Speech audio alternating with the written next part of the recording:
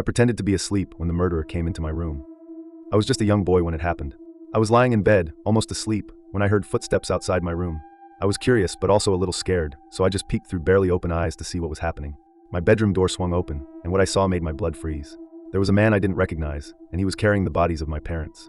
I wanted to scream, to run, to do something, but fear paralyzed me completely. The man silently propped my parents' bodies up on chairs in my room.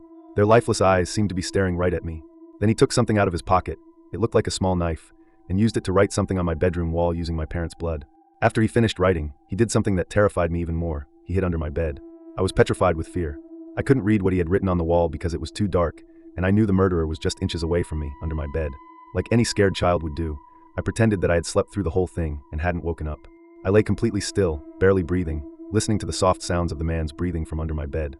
An hour passed, and my eyes gradually adjusted to the darkness. I tried to make out the words written on the wall, but it was difficult. I had to be careful not to move too much or make any noise that would alert the man under my bed. Finally, I could see what was written, and when I read the message, I gasped involuntarily. The words on the wall, written in my parents' blood, said, "I know you're awake." As soon as I gasped, I felt something shift underneath my bed. A hand grabbed my ankle, and I was pulled toward the edge of the bed. I tried to scream, but another hand quickly covered my mouth.